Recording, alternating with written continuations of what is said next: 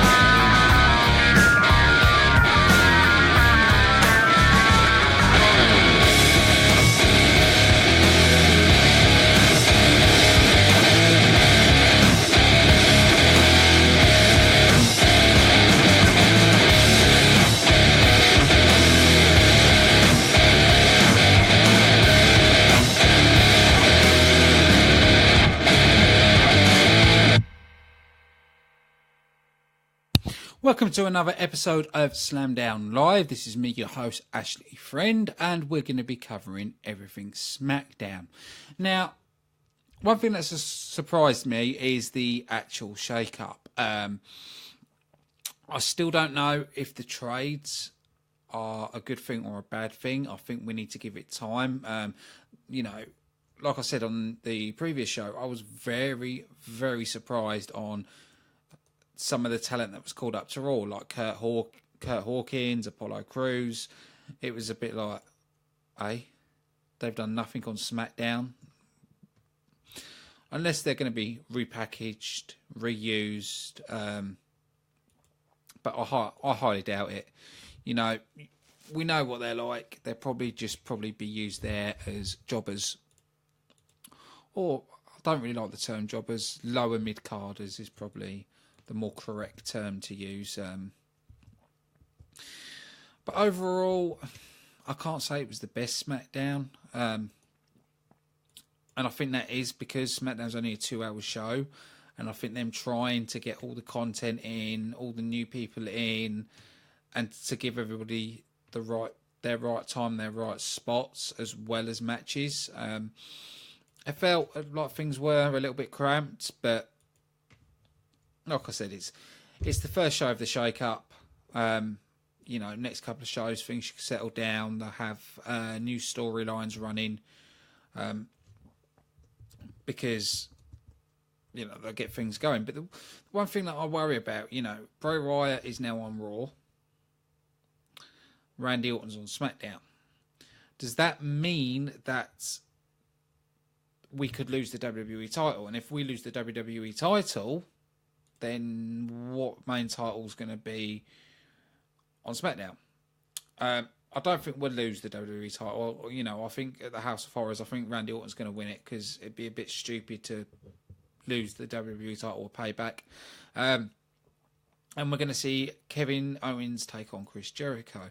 But one thing I found interesting, it was, if Chris Jericho wins, he's coming to SmackDown. That's what they said.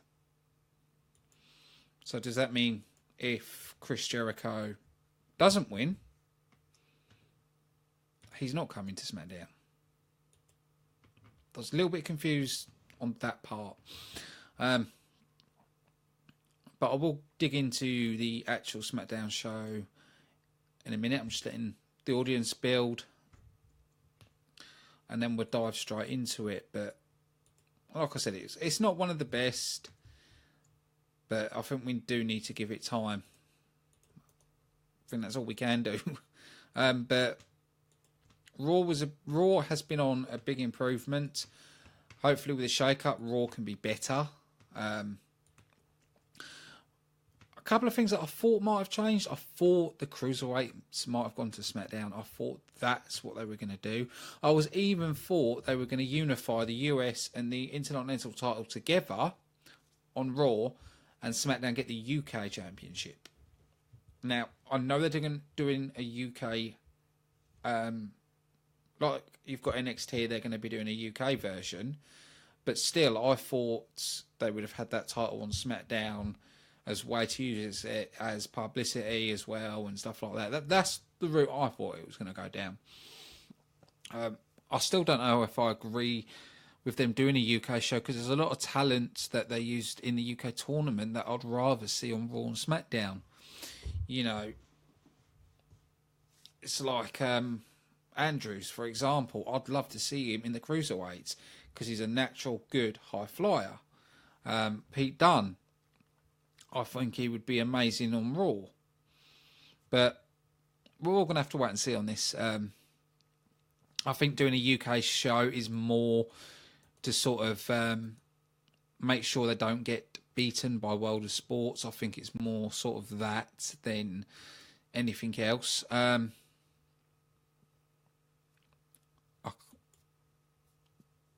To be honest, because I'm from the UK and we've got such an indie scene, I do worry about what they're doing.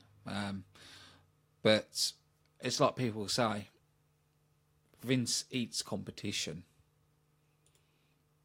And that's what he's doing. He's taking down competition. Trying to take down Ring of Honor. Trying to take the UK indie scene down. We knew it was going to happen.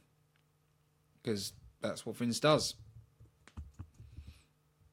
You know, he's a businessman and that's what he's going to look to take advantage of.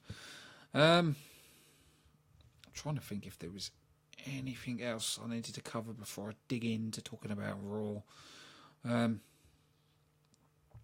People that are watching this, we are looking for new people, new volunteers to come into Slamdown to help us grow. We are looking for people to help us make more video content. We're looking at everything at the minute. We really want to grow Slamdown. So, you know, anybody watching this and you're a viewer and you've got skills that you could bring to help us, you're always welcome to drop me a message, tweet us, and then we'll have a chat and go from there. So, you know, and like I said, we're about the fans. We're about you. And this is the whole purpose of the show, is to be about the fans. You know, without the fans, we're nothing, you know. And I don't read off dirt sheets. I don't follow off stuff like that. I follow from the fans. I follow from any story I hear. I always look to see if there's evidence. And if there's evidence, I'll report it. If there's no evidence, then I won't. We stay factual. We don't dish dirt and stuff like that. But let's dig into the SmackDown show itself. Kicking off the show, we saw Kevin Owens. Now, I had an inkling Kevin Owens was coming over because he was holding the US title, but I would have rather him not come over. I would rather see Samoa Joe, Kevin Owens team up, because I think they could have made one badass team, and I'd rather see Cesaro come down. So it splits up Cesaro and Sheamus, and have Cesaro having a main title push, and then have Samoa Joe, Kevin Owens in that tag team section for a while. Because, you know, Kevin Owens has been on the top, has had a lot of pushing. I'd have liked to see him in that tag team division for a little while. But we'll have to wait and see what he does on SmackDown now. His beard's completely gone, which I thought, right, okay. They've changed his look.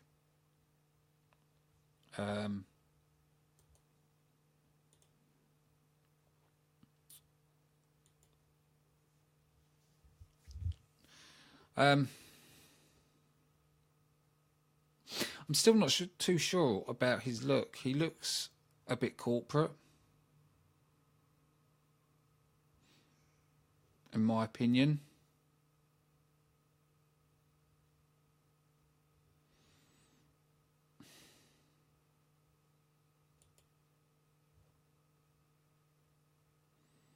That's just my opinion on it.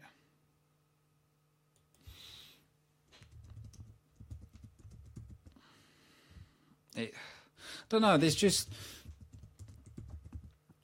I'm not too sure about Kevin Owens at the minute. The way he's looking, the way he's acting, because I liked him as Owens fight, that badass. That's what I liked.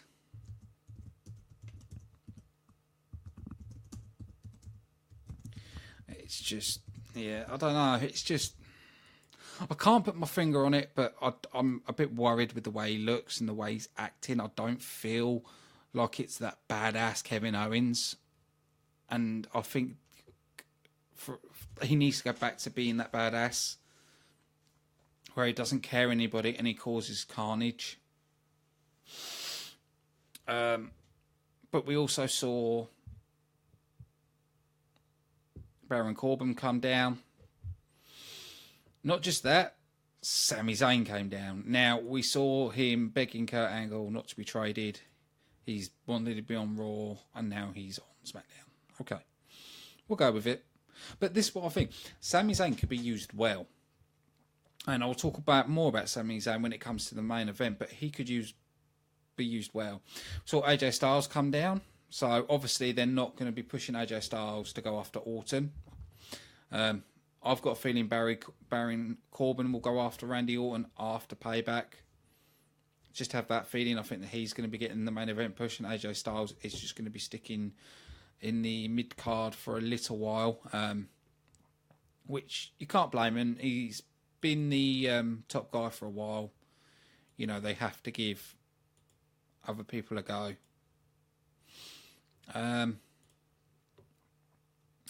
But all promo in the ring against each other. Next thing you know, Daniel Bryan music hits and announces there's going to be a three-way match with Sami Zayn, Baron Corbin, AJ Styles for number one contender for the US title to go against Kevin Owens. But stating the title cannot be changed. The title cannot be defended till after Payback. Okay, but yeah. After that, we saw Randy Orton taking on Eric Rowan. With Bray Wyatt going over to Raw, it sort of left Eric Rowan on his own, competing in the match, and then suddenly Bray Wyatt appeared on the screen. And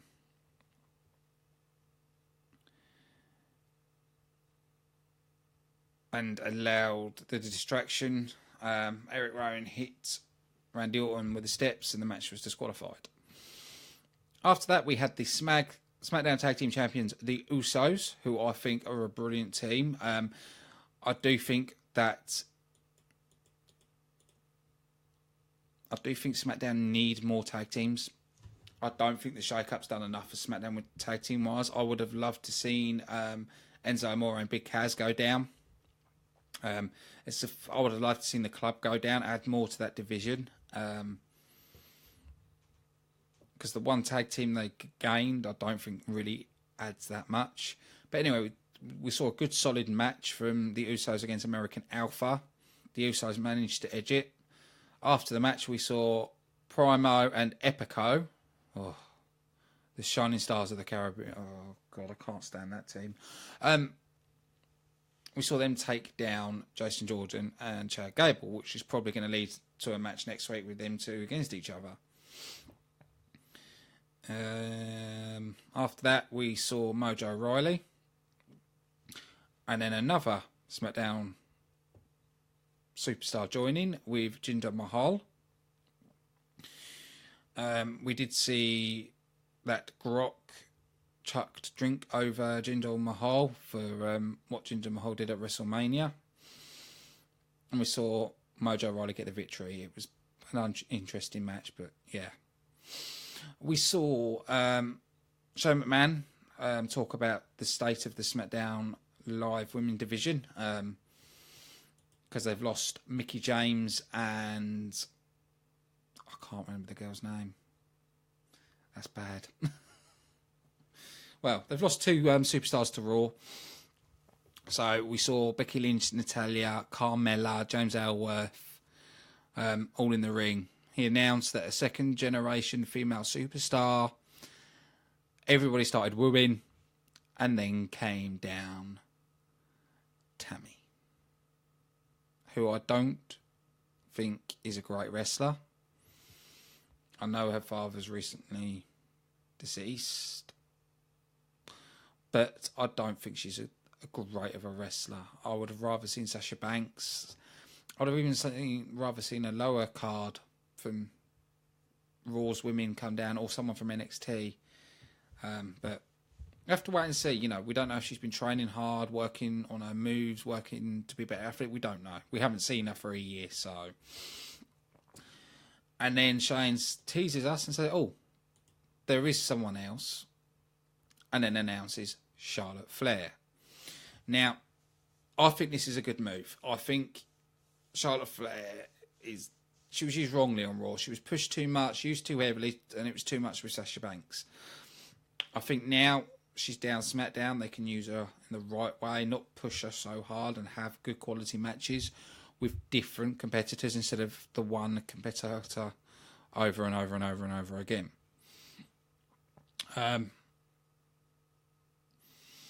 After that, we saw Aiden English playing his old gimmick before the Vaudevillains, starting singing in the ring, if you can call it singing.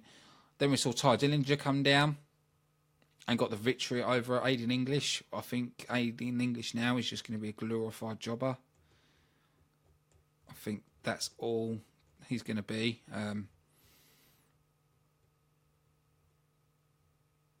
We did also saw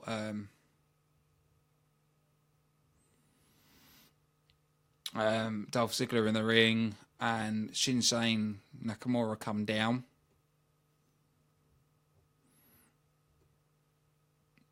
Which was quite interesting. It wasn't anything special. It was just he came in the ring. Dolph tried to hit him with a super kick. Shinsuke Nakamura caught it. Then Shinsuke went forward and Dolph rolled out the ring. So obviously that's going to lead to a matchup between them next week. The Baron Corbin, Sami Zayn, AJ Styles match was fantastic.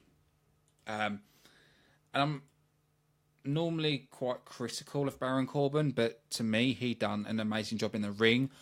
I really want to see Sami Zayn up against AJ Styles in a one-on-one match. I really want to see that. The show them two put on together was amazing. Now, you could think of it like this way. You've got AJ Styles, Sami Zayn, Shinsuke Nakamura, Dolph Ziggler. You know, them kind of athletes, they could put on an amazing performance. You know, I would have liked to see Seth Rollins possibly come down to SmackDown. I like the main guys that are a bit of a high flyer as well, and technical wrestlers. And I think SmackDown should have more of a main division on that. I do think Randy Orton should go on to Raw. They should have had Randy Orton well off Seth Rollins. I think it would have made SmackDown different. And even more better than what it was. Overall, the show was okay. It had some good parts, but I think with the whole shake-up thing, it took up a lot of time. But hopefully, like I said, next week it should settle down. You know, we can see a few matches where this is going to lead to. But I think that's everything for this show. Some news. Impact Wrestling Review is moving. The co-host has got a new job, so we're going to be moving to Sunday. As it's Easter, it's going to be at 10 p.m. And we're going to cover everything on the Impact show. So there is no show on Mondays anymore. I will tweet out after this show just for people that haven't caught it. So from now on, Sundays, it's at 10 p.m. this Sunday. And then next Sunday, I'll go back to 9 p.m. But it's staying on a Sunday. So big thank you to everybody watching. I've been your host, Ashley Friend. And I will see you again Sunday, 10 p.m. with Impact Wrestling Review.